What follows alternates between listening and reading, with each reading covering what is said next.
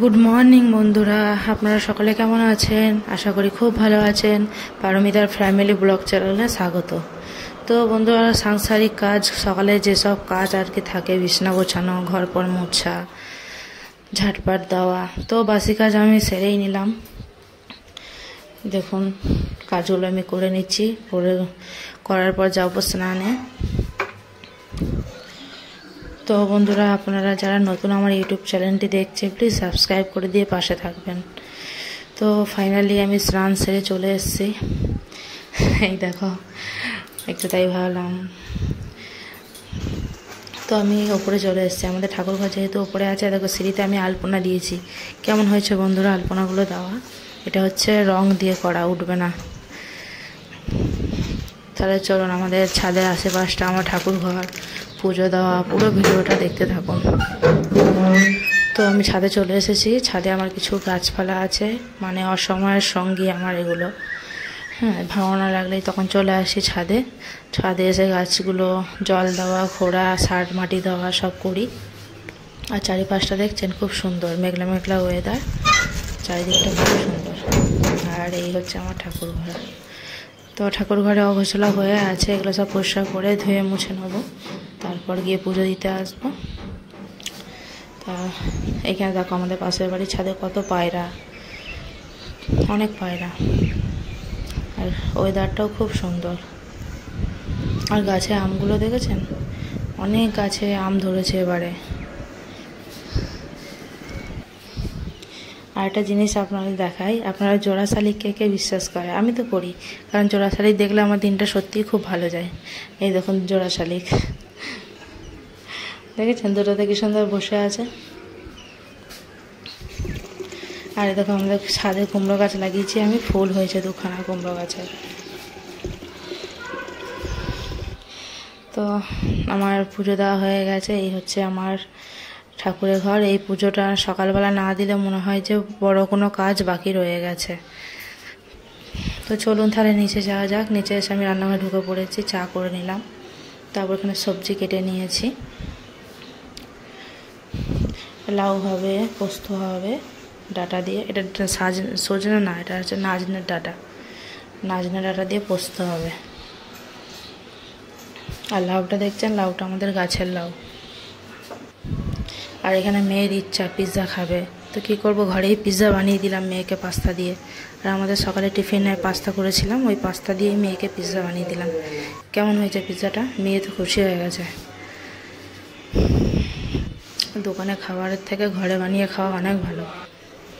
এখানে আমি লাউ কেটে নিয়েছি, আর এদিকে আমি শিলনোড়াতে মশলা করি। এই যে কড়াইতে তেল দিয়ে আমার মশলা বাটাও হয়ে গেছে। আগে লাউয়ের তরকারিটাই বসিয়ে দেবো। আর এদিকে টিফিনের সিমই করেছিলাম।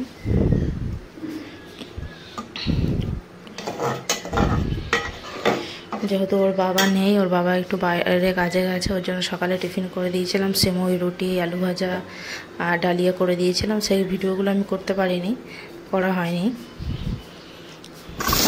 তাহলে কড়াইতে তেল দিয়ে জিরে দিয়ে আমি তাহলে লাউটা বসিয়েই দিই। আর একদম কচি লাউ তো, একটুতেই খুব গলে ক্ষীর হয়ে গেছে লাউটা। তো নুন হলুদ দিয়ে আমি মশলা দিয়ে কষিয়ে সামান্য একটু জল দেবো, 1 কাপের 1/2 কাপ মতন জল দেবো, যেহেতু লাউ দিয়ে জল বেরোবে। আর একটা আমি আলু দিইনি, কারণ আলু ভালো লাগে না। এই 2-1 পিস ঠিক আছে, আলু দিইনি ওর জন্য। আর আলু খাওয়ার লোক নেও যেহেতু, ওর জন্য আর আলু দিইনি, শুধু লাউটাই করলাম। দেখো, সামান্য একটু জল দিয়েছি, তাতে লাউ দিয়ে জল বেরিয়েছে। তো এবার আমি ঢাকা দিয়ে দেবো। তো বন্ধুরা, যারা আমার চ্যানেলটাকে দেখছেন, প্লিজ সাবস্ক্রাইব করে দিয়ে পাশে থাকবেন, একটা কমেন্ট করবেন। আমিও আপনার চ্যানেলে গিয়ে লাইক কমেন্ট করে আসবো, সাবস্ক্রাইব করে আসবো। প্লিজ বন্ধুরা, একটু সাপোর্ট করুন, সাথে থাকুন, পাশে থাকুন একটু। আপনারা যদি না পাশে থাকেন, আমরা এগোবো কী করে হাতে হাত দিয়ে, বলুন তো? তাই পুরো ভিডিওটা দেখবেন আর পাশে থাকবেন। আর এখানে আমি পোস্ত নিয়ে নিয়েছি, তেল আর পোস্ত, ওই দুটো মিক্স করে বেটে তারপর আমি পোস্ত। তো লাউয়ের তরকারিটা প্রায় আমার হয়েই এসছে। দেখুন, জল দিইনি, তাও কত জল বেরিয়েছে। আমরা এটা সবাই জানি, তাও আর একটু বললাম আর কি। তো ফাইনালি আমার হয়ে গেছে, এবার এটাকে আমি নামিয়ে নেব। তো ভিডিওটা আপনাদের কেমন লাগছে বন্ধুরা অবশ্যই জানাবেন। আর এদিকে দেখুন পোস্ত বাটা হয়ে গেছে। এটা হচ্ছে পাকা লঙ্কা, শুকনো লঙ্কা নয় কিন্তু। পাকা লঙ্কা বেটে নিয়েছি, পোস্ত বাটা হয়ে গেছে। এবার কড়াইতে তেল জিরে দিয়ে আলু আর ডাটা ভেজে নেবো। তো চলুন বন্ধুরা আপনারা দেখতে থাকুন।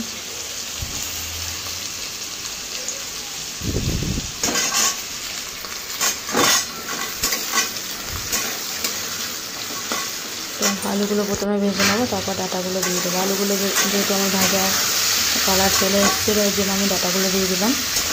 দুটো একসাথে ভেজে নিয়ে তারপর পোস্ত, নুন, হলুদ সব একসাথে দিয়ে ভালো করে কষিয়ে নেবো।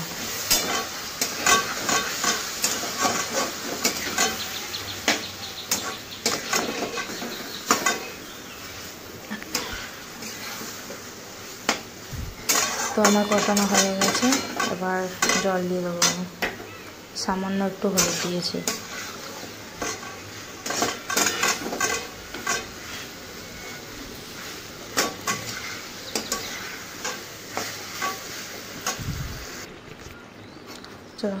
আমি কষিয়ে জল দিয়ে নিয়েছিলাম, এবার প্রায় হয়ে এসছে।